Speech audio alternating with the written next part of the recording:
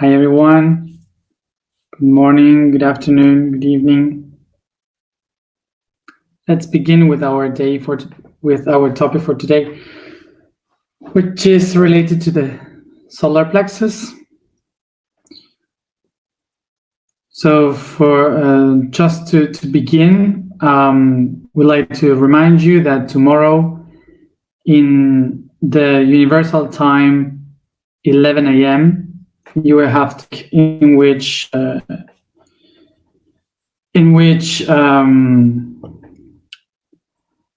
timeline for you would be we have the first eclipse of the year, which is an eclipse, moon eclipse in Sagittarius. So just to remind you all, why do we have a moon eclipse? So let's remember, why do we have 4 eclipses every year, and what is an eclipse? So first of all, let's remember that the Earth spins around the moon, spins around the Earth. I guess we are all on the same page with that. So remember that the Earth takes 360 days to give a complete turn around the sun, and the moon takes 28 days to turn around the Earth. Remember that the Earth takes 24 hours to make a spin around its own axis, which is what it takes a day for us. We all know that. And the moon, takes around 27 days to make a whole turn in its own axis.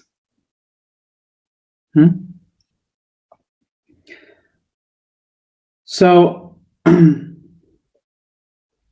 what this means, that the moon, point of view Earth, has always the same phase. We can only see the same phase of the moon all the time, because it takes almost the same amount of time to spin in its own axis than it takes to make a circle around the Earth. Why we have this perception. So remember that also the Earth is spinning in this weird axis like this.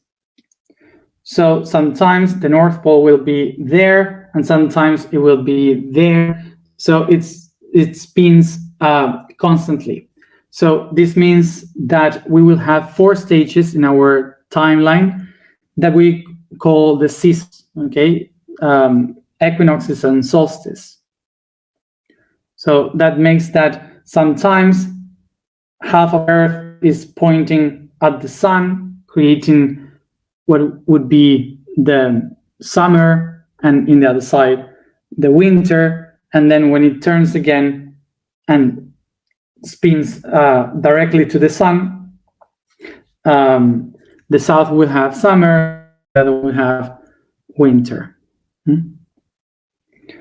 So depending on which sides of the Earth will point to the sun, we will have summer in the south or in the north, whether it is Antarctica facing the sun or whether it is Greenland facing the sun.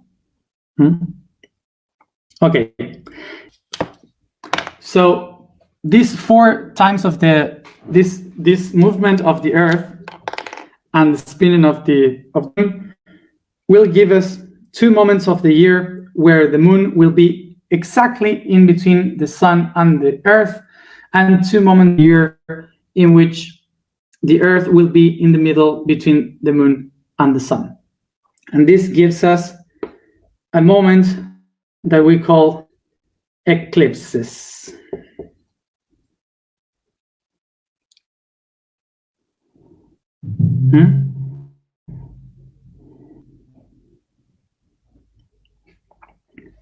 Okay.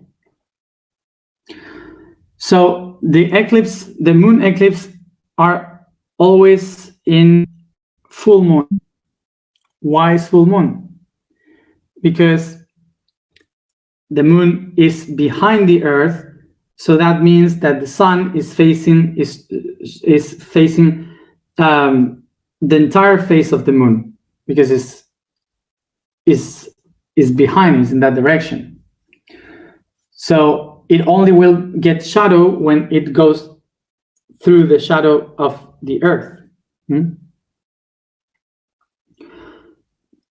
But the rest is all light around.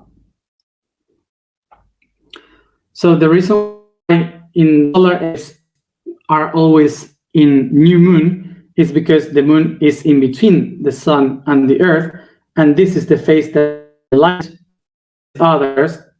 this other has the shadow, so we don't see the moon.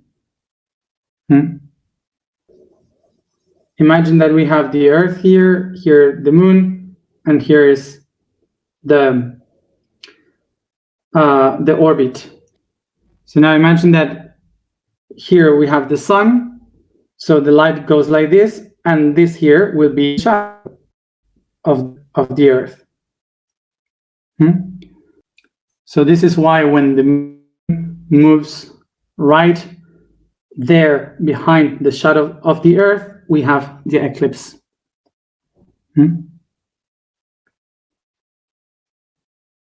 Okay. So someone asked why, if the stars and the sun are shining with light, why the space is dark. And basically, because of two main things. One is because in the space there are not particles where the light can reflect. So there's nothing to make reflection. So it goes and travels without anything in the middle. And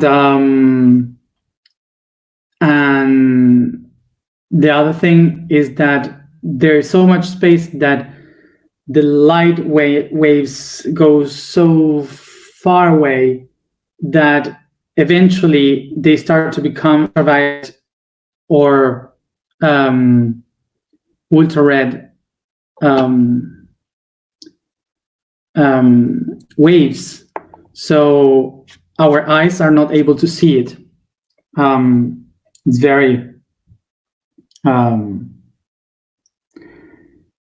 it's very difficult. Our brain is not designed for that, to see that. So that's why if we would be able to see the ultraviolet, for sure we would see the whole space like kind of red or with tones of blue. Not blue like the sky, but violet, something like that. So I wanted to say this today because tomorrow will be late for the eclipse. The eclipse will be in Sagittarius because the sun is in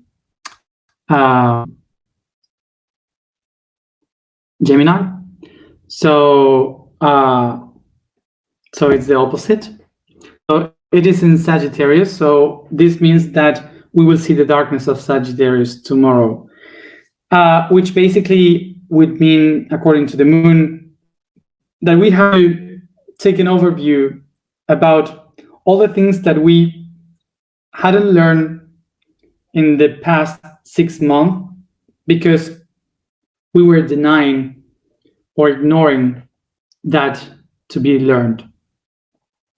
So tomorrow, just pay attention to that, take benefit of the eclipse for it to show you what things you can pay attention to in this past 6 months.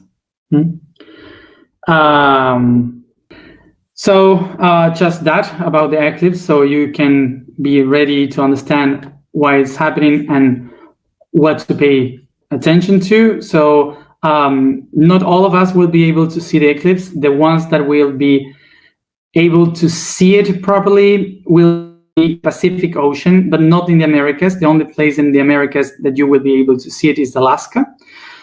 And of course the Hawaii, the islands of the Pacific, and New Zealand and the east of Australia. So those who are in those territories, you will be able to see it.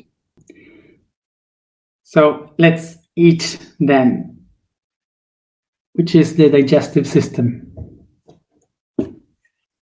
So the important thing to understand about the digestive system is that it is designed and evolved as a way, a tool to solve the need of assimilating energy.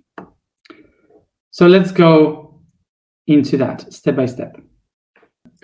Remember, all the universe is generating energy, also trying to absorb and storage energy.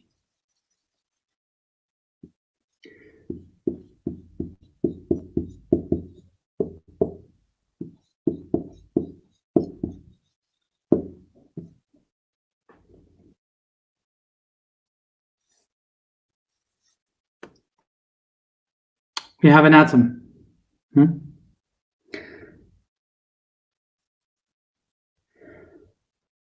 Here we have the basis of an atom, a positive and negative, and they are connected by waves of vibration that administrate this energy.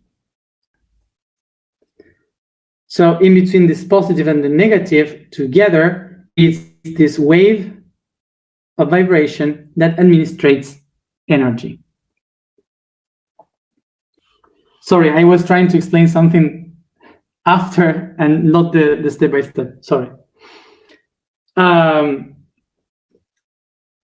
Let's do it again.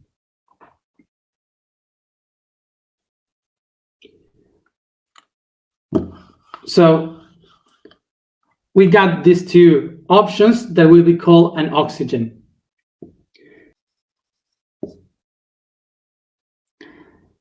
So now imagine this. This tie here with this positive and negative is one we call oxygen. And then this oxygen gets together again to administrate energy with other two that will be called hydrogen. So that's what gives us 2 hydrogen, 1 oxygen. Then we have water.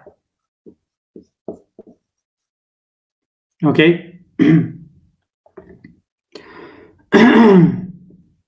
Okay.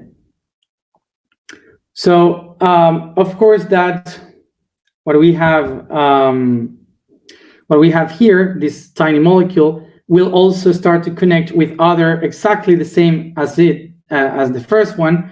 So it creates a big network of this main structure holding energy in every one of the links that we will call the water, how we see the water. We can see the water through these molecules all together. Okay. So as you see here, the main structure of proton and neutron all together, they storage energy. They try to find stability. So from these particles to the atoms, to the molecule, and then to the composed and the elements and so on, they all are administrating the energy by finding stability. They want to find stability. So they storage energy. So through billions of years, these structures will try to administrate and storage energy, creating the mineral realm. The mineral kingdom throughout the entire universe starts to administrate this energy into the shape of minerals, of course. So they create the stars, they get together and create the stars, and then the stars explode and creates planets, and the planets creates new minerals because of fusion. Okay, they get the fusion and they create new minerals, crystals, and so on. So through all this process, everything starts to change, to transform. So why things transform? Because of fusion. So let's see this process.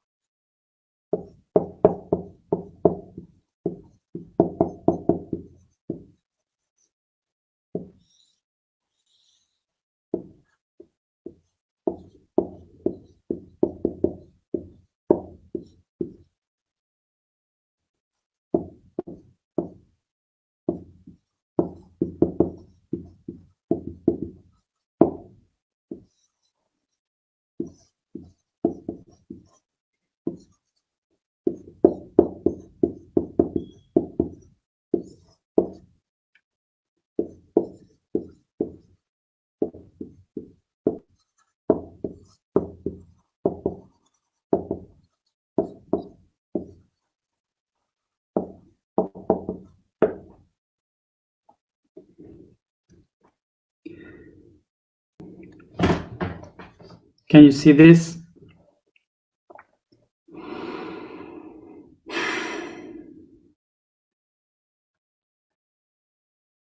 An atom will try to organize itself in a structure that allows it to find stability. This stability in the structure will start to grow and grow and grow, creating gravity, and because of that, pressure. So the pressure creates a high vibration because it makes the electrons move faster because of the pressure of so much energy contained. So this high vibration that makes that the electrons move faster and faster and faster is what creates the heat. The normal heat that we all know is basically electrons moving faster than they normally do. So as much high is the heat, it becomes the fusion. The fusion starts to be a moment in which it vibrates so high that the particle starts to get together or to separate and or to organize with others in a different way. So this fusion that we have here creates a reaction. Why a reaction? Because the atom has taken an action, which was to create a structure. But with the reaction, with a chemical reaction, what happens is that this structure is broken, which takes this reaction to find a change in this structure. Okay?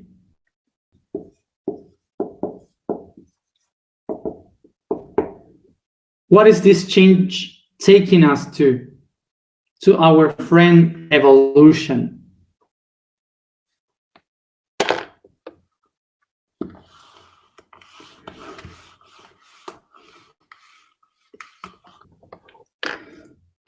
What does these changes take us to? Take us to the molecules to have to reorganize again, once and again, many times, in order to find the perfect structures able to assimilate and storage this energy. So this takes that common normal molecules get together to shape a structure that we then will call a cell.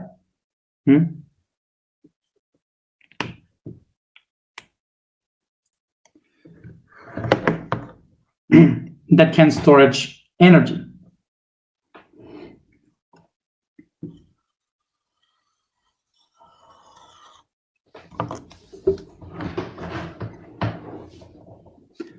So these cells will be created, two kinds of cells from this storage of energy. The first storage of energy in a cell will be called prokaryote, and the second one eukaryote.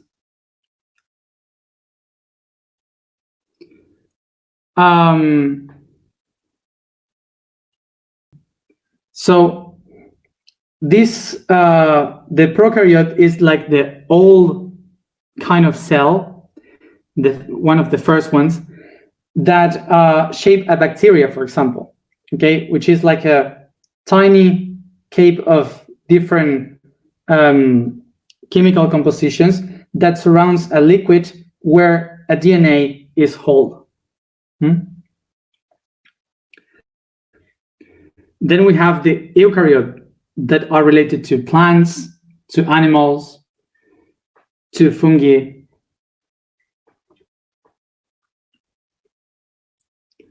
So as you see, this one here is very different from this one here, because here it's all like around, alone, and here we have a nucleus. We have a nucleus surrounded by different other tiny organs. Okay. So usually these prokaryotes end up being just unicellular beings. So they reproduce like this, and that's it. But the eukaryotes, even if they can be only one unicellular being, most of them evolve into organisms, which means that they can divide themselves into many other cells. Like in meiosis, they divide and they share data, information, and organize a being. So now all structure is made up with tiny little atoms that creates molecules, and we have all the molecules here around and inside, all the molecules shaping and creating each part of these things. So in order to reproduce and to move and to do whatever they have to do, they need energy. They need pulses, impulse to move. So from where can they take this pulse? Well, they take it from these links between the electron and the proton here in the middle, storage of energy.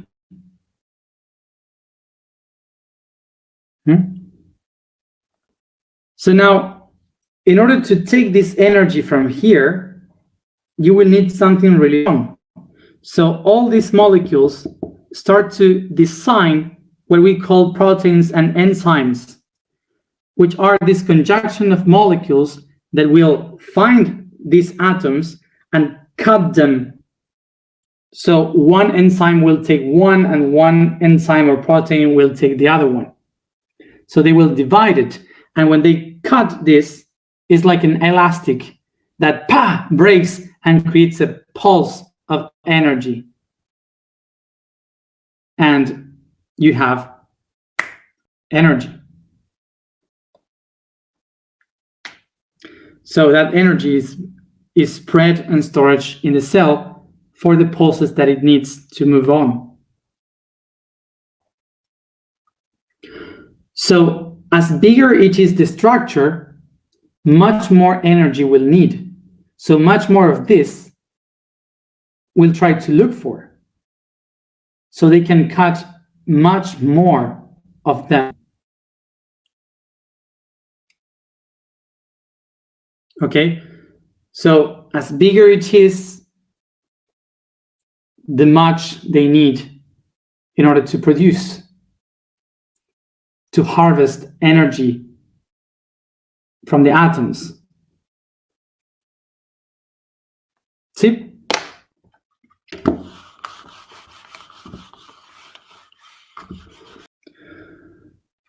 So the eukaryote cells will organize themselves into big structures that will have mainly two options to process this energy, which will be from the vegetal kingdom through photosynthesis, synthesizing glucose, and in the other hand, the animals synthesizing food,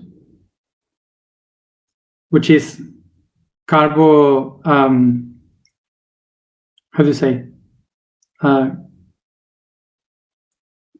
carbohydrates, carbon, I don't know the name, lipids, proteins, sugars, carbohydrates. Okay. Thank you. So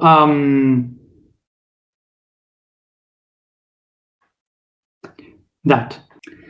So what happened? That all of these nutrients that the body needs to take this energy are spread in nature, in the mineral kingdom, the animal kingdom, and the vegetal kingdom. So this is why the animal kingdom mainly, they design a way in which we can take these structures that were created by atoms in the outside and start to divide it into the tiniest pieces until we can take the atoms to cut it and to take the energy. So if you pay attention to how it is created, this the digestive system to eat was a structure designed by the very atoms trying to find a way to catch all this energy from around. And the way in which the atoms will design this way to take the energy will be according to something that in the spirituality we call an initiatic path. So this system, the initiatic path, what does is to take a structure and start to break it into pieces, to take the pieces and say, what is this coming from? Oh, I didn't know that I had this. Oh, I don't need this anymore. And starts to take all the parts to disseminate the structure until you start to find the essence. And once you found the essence, going through the process of the body, the process of the energy, the process of the vibration, once you get the essence of what you really are, you become part of something bigger, greater, which is the body.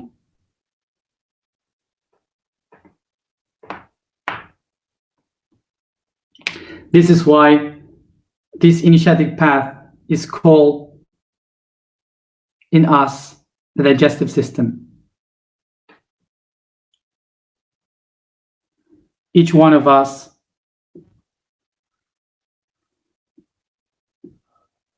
is a meal, is food,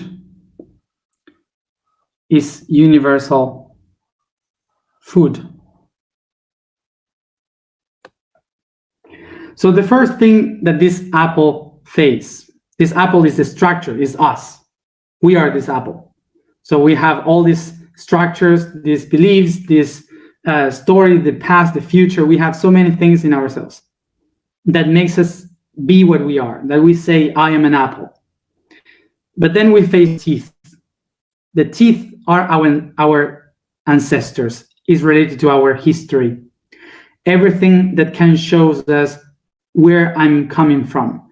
The teeth are the first things that cut the structure, that cut what we are. Places to the crisis of our history, where we come from. We start to find our intentions, our expectations, our history, all the things that were inside of me. So suddenly the teeth are telling me, you are not an apple. You just believe that you are an apple. But you are not. You could have been grapes, you could have been a pear. The history took you to be an apple, but you are not That's the first thing that we face. This is the breakdown of our beliefs, of what we are, of what we believe we are. Then we face the tongue. The tongue is the one that can tell us what we are, what is our purpose. It's the one that says,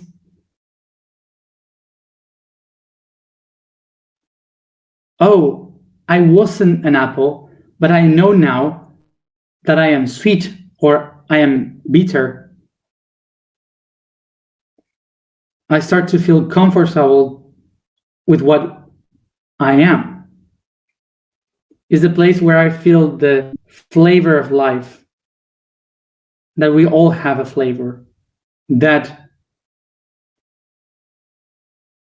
we are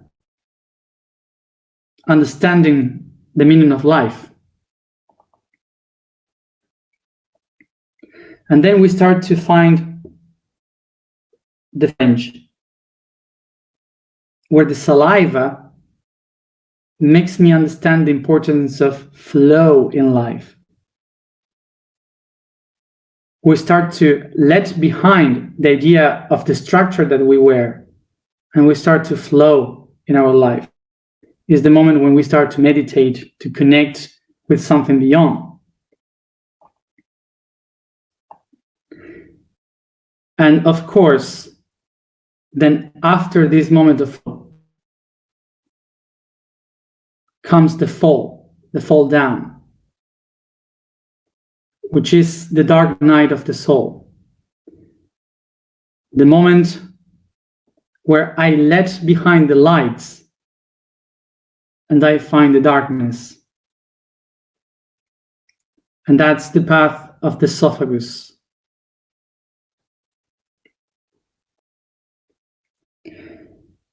And then it falls down to one of the worst nightmares of the being,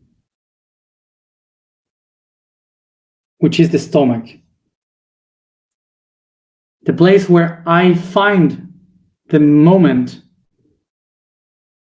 where I literally forget who I am.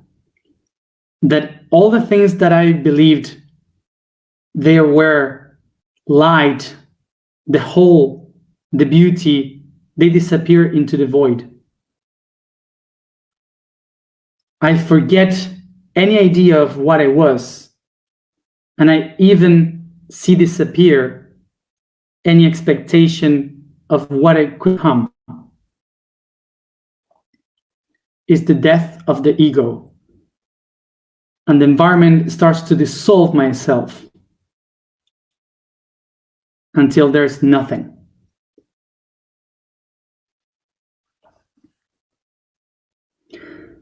And that's the moment when you find the higher self, the I am, which is the pancreas. The pancreas will bring you all the acids that will dissolve your personality, telling you if you want to know who you are, you have to go through your darkness, to let go everything that you believe you are, to find me, the higher self.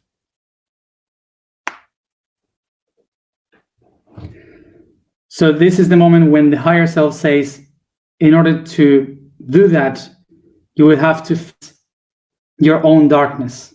You will have to face the dark parts of your being, your shadows, your lower emotions, everything that keeps you attached to the idea of who you are. And this is the moment when the higher self releases the darkness, the demons, to attack you, which is the liver. The liver goes into yourself and grabs all your body, showing you your darkness, to do the last part of your disintegration.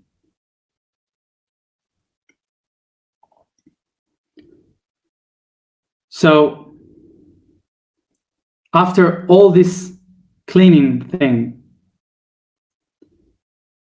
I start to walk through a path path of 7 meters that will allow me to review everything that I have done, to take a look to every moment, to every essence that we have inside, all the potential that we had.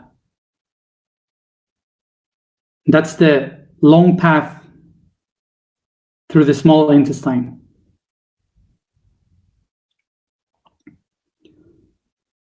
So once I am finishing this path, I realize that through this path, I let everything go. I just let all kind of attachments, I just leave every time, go, move forward. And I just expand myself, letting me be absorbed by the everything, being on service to the whole, recognizing my attributes, my potentials given to the others with unconditionality. And that takes me to the blood, the souls, taking me to the heart where I find myself. So suddenly, when I spread through the body, I recognize that my essence is in every part, in every cell. That the idea of being an apple is just an idea, a memory. And now I am God, because I live in every cell. Let me know, aren't you gonna remember this the next time you eat? The digestive system is the initiatic path of the universal energy. So to wrap this, just remember that we are what we eat.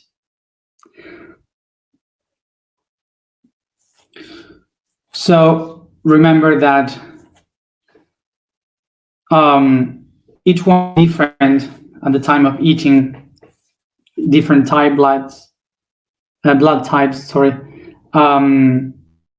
So we cannot judge what others eat, what others need to eat. So just be coherent with that. The vibration for today is clear. The statement for today is, I am channeled between beings. The quote for today is, the respiratory system. We are mixing things. So the quote for today, respiratory system. The chemical elements that are necessary for life of the cells of the entire body enter through this system. Mainly the air, constituted by several gases, disaggregated here to obtain oxygen. The process starts with the parasympathetic mechanism of nasal inhalation.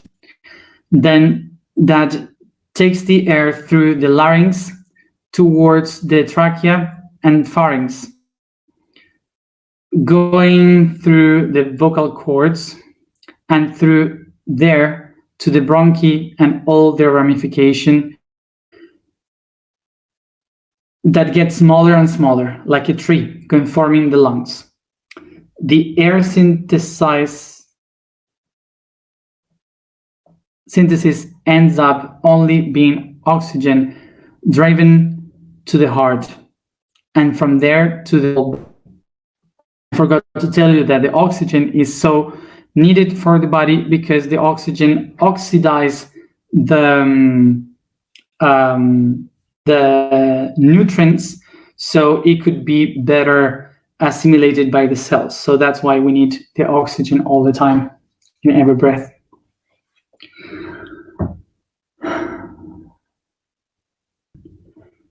Comfortable, close your eyes and concentrate in your breathing.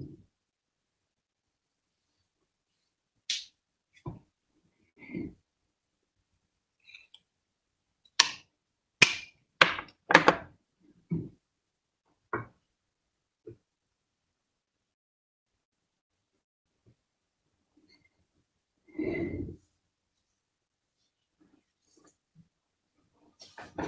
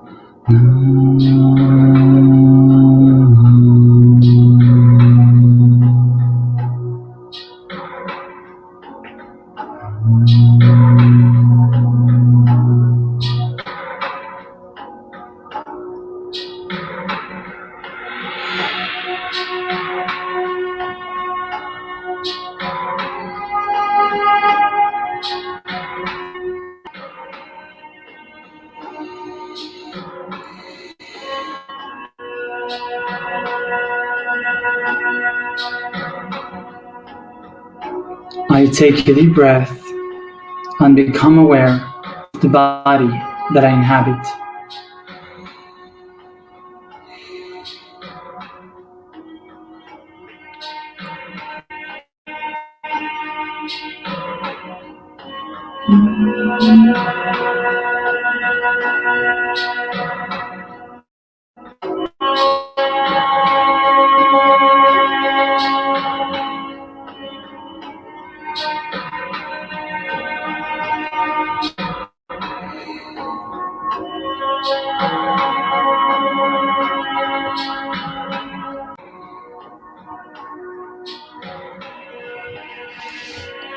Softly and very slow, as I concentrate in my breathing, I begin to stretch the body very softly,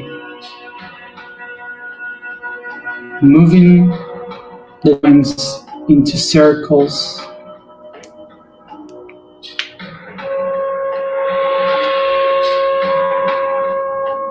and yawning.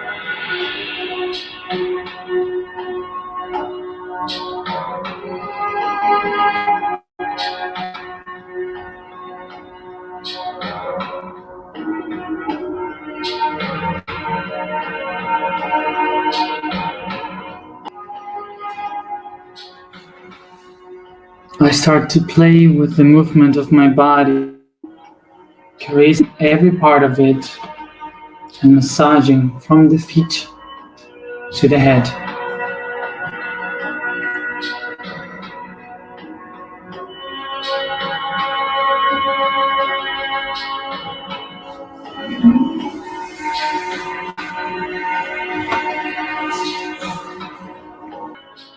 I recognize every core of my body.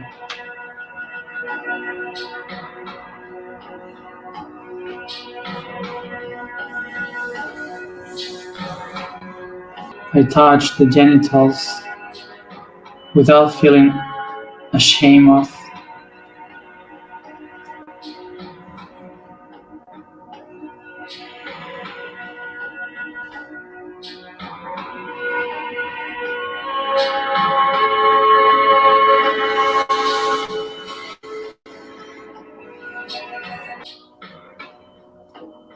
And I start to caress my hands, my body, lips and face, as if it is about the body of the person I love.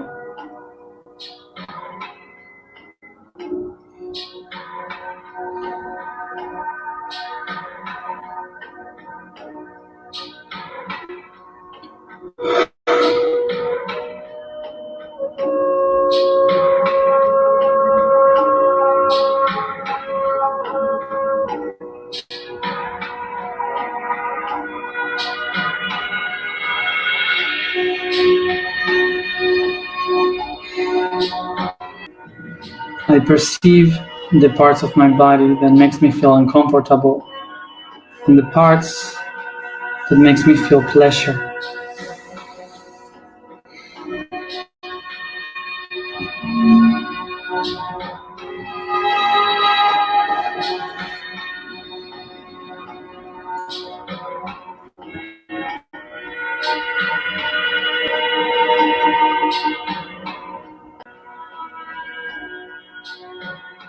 I imagine myself as a food, a snack in my hand, and I take it to my mouth for me to begin my initiatic path.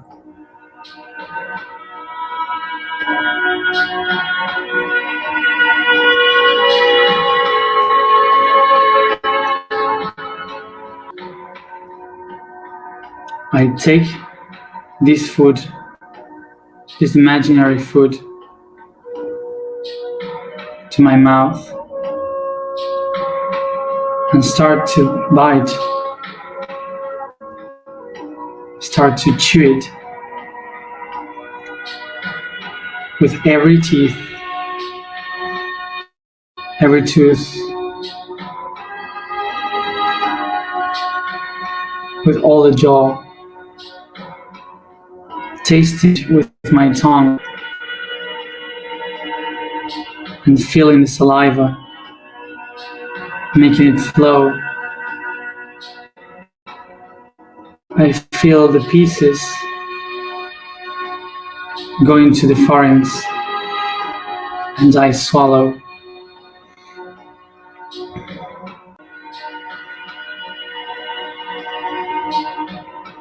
I feel how this energy descends through the esophagus, stomach, disintegrating me, facing the darkness, the shadows of the liver.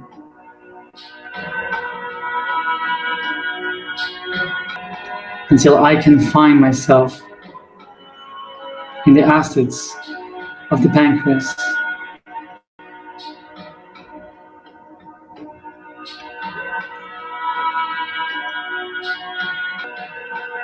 And after I connect with myself, I cross the duodenum, beginning the long path to recognizing myself through the small intestine.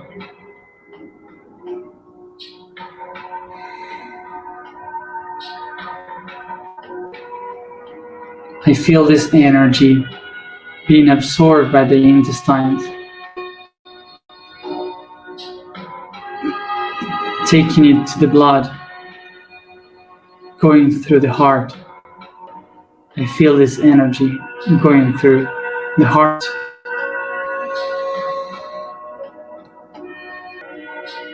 And I recognize the attributes, the nutrients of my being, incarnating in every cell of my universe.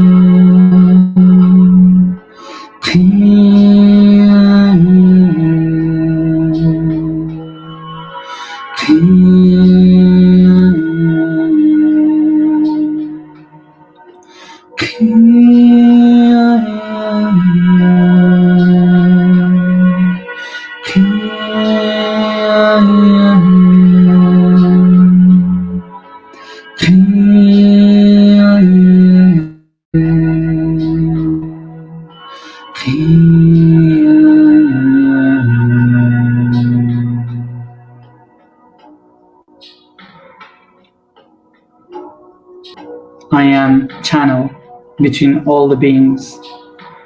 I am a channel between all the beings. I am a channel between all the beings.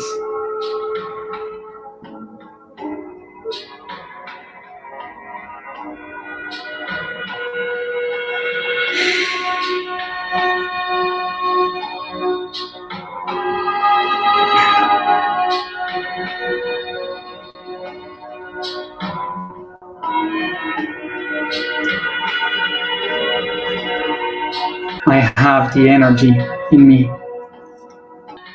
I have. I have.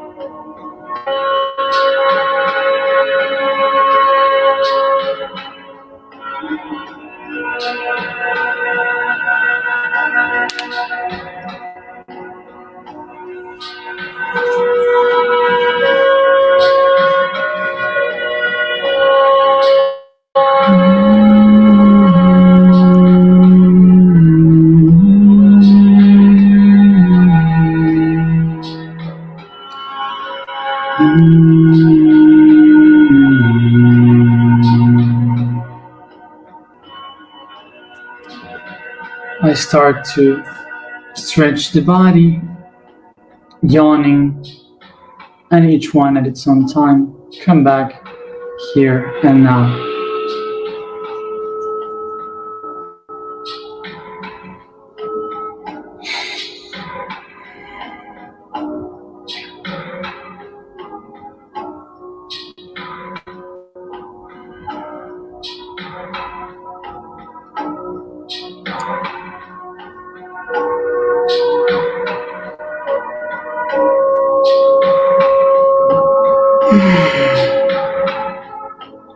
And for those who are from the task for this month, take this energy, put it into the water, and put it in the seeds and plants that we have sowed.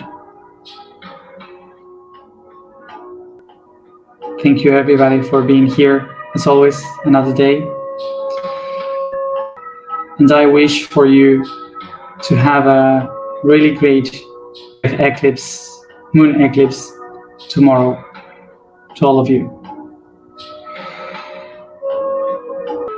See you tomorrow, as always, at the same time.